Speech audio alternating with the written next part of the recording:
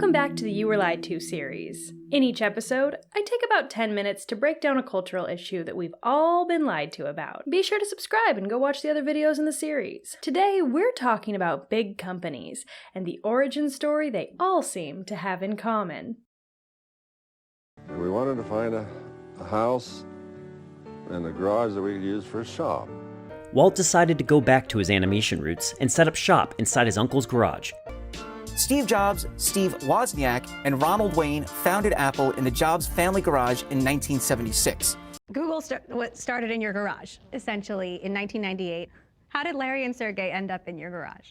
A lot more than bands are started in garages. Companies like Amazon and Google are worth billions of dollars and have become a regular part of most people's lives. But they definitely didn't start that way. In fact, them and 8 others of the largest companies on the planet all started from very humble beginnings in someone's garage.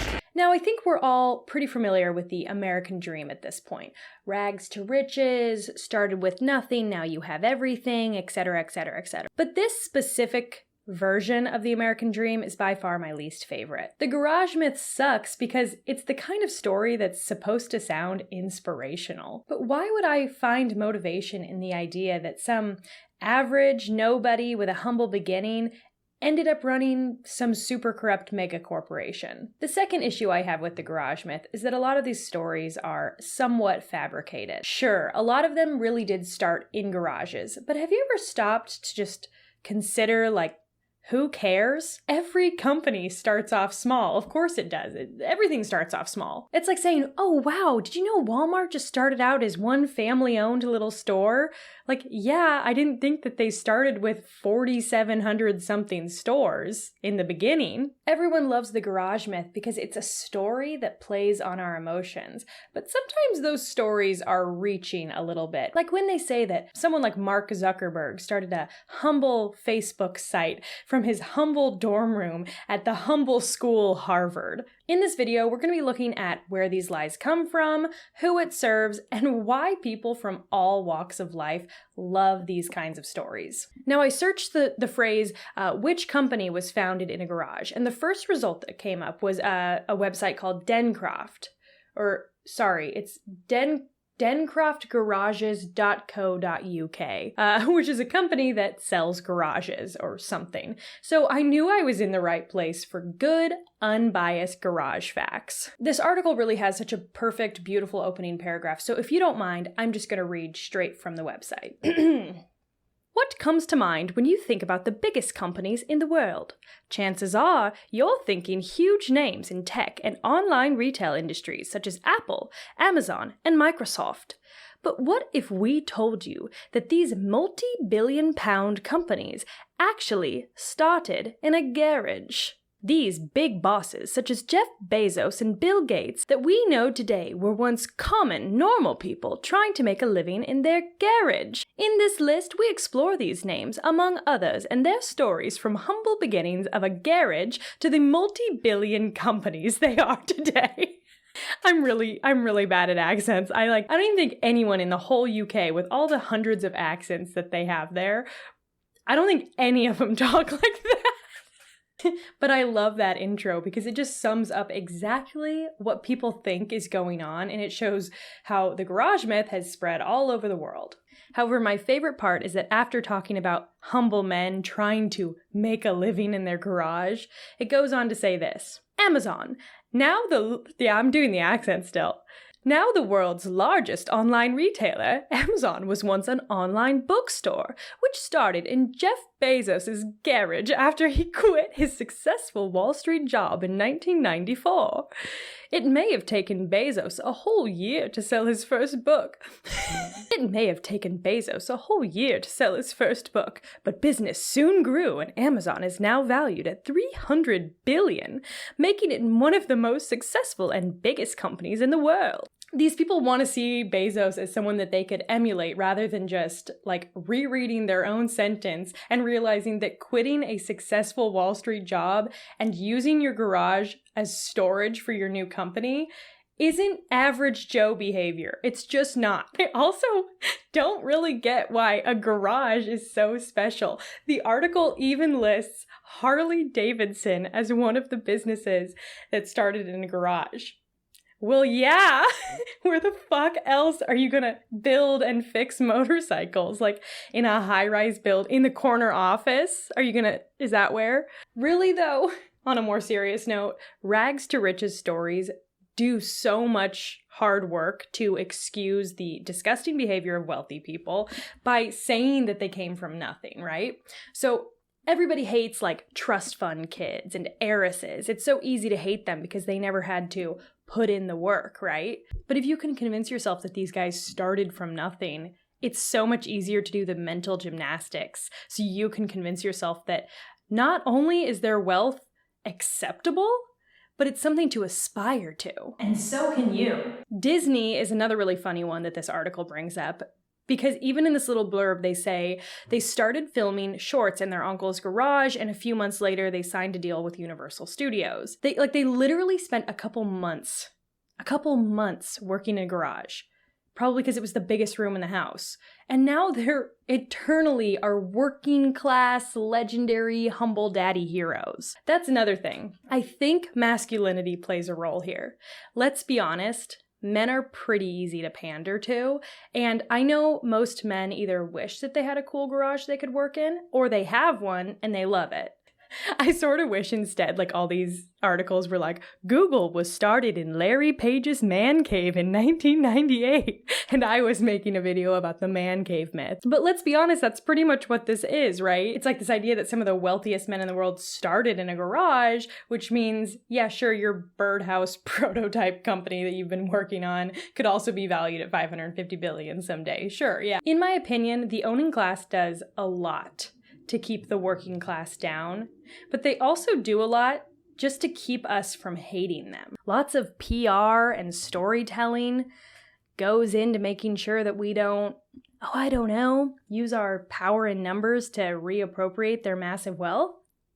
As long as they keep you thinking that someday you can do what they did, you'll never fight them. Instead, you'll buy their autobiographies, you'll try to learn from them, you'll buy their products and think of it as an investment in your future self. But Kilgore, some of these people really did start from nothing, and they really did work in garages. I mean, Steve Jobs' dad was a machinist, and both of the Apple Steves were super smart guys.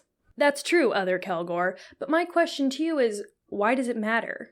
Let's say that Steve Jobs' dad had instead been like the heir to the Hearst fortune, right? Coming from nothing, being the son of a machinist, didn't stop Steve Jobs from spending decades exploiting the labor of countless people. It didn't stop him from creating massive waste with his consumer products. And it also didn't stop him from evading taxes by keeping all of his profits offshore. Coming from nothing or being the heir to a fortune didn't change his morality, right? Like, the framing that one makes him more likable than the other is fake. It's something we want to believe. The truth is that money changes people and power changes people. And once they have it, they rarely come back down to earth, right? So why does it matter where they started? They don't even remember where they started. Okay, fine, but even if you think being rich makes him evil, big tech has completely changed the world. Thanks to capitalism, they were able to create companies like Amazon, which has created so many jobs. If capitalism worked, it would have forced these men to create much better versions of their companies. Instead, what Bezos did was destroy entire industries and tons of jobs. He has caused irreversible damage to the earth, and again, he's done it all without giving so much as a penny back to the cities, states, and country that allowed him to do it. Capitalism sucks. Rich people suck. And romanticizing their origin story sucks. It's bootlicker behavior, and you're better than that. Here's the part of the video where I sit here and try to tell you what you can do to help. The biggest thing is just stop repeating this kind of myth about the garage, right? Like, it bugs me, and I want you to stop doing it. But more importantly, if you're a small business owner or you want to get recognition for your talents, don't look up to these guys for your motivation. A lot of them were extremely privileged to begin with, like being students at prestigious colleges, or just by being white males in the 1970s. Things are very different now, and your success story is not going to follow the same trajectory as theirs. And so instead, why don't you look for inspiration from people who truly came from tough circumstances and persevered anyways. One of my favorite author backstories is Shirley Jackson. She's known for The Lottery and The Haunting of Hill House. She was a mother of 4 in the 1950s, working as like a horror and mystery writer. So very unconventional. And her husband was a bastard of a man who cheated on her constantly and just like left her to raise the kids, and she would just stay home with the kids and figured out a way to get all of her writing done while raising 4 children. And she persevered, and she never let her husband or society stop her. She's a badass. She's awesome. Try to look for motivation from people who didn't just follow the most profitable route, but instead followed their morals. Like when ZZ Top turned down $1 million bribe to shave their beards. But most importantly, if I could leave you with one message, it would be to remember this. Nothing is stopping you from being the next Amazon or Disney. All you need is a concrete garage. Get yours today. Give us a call for further information.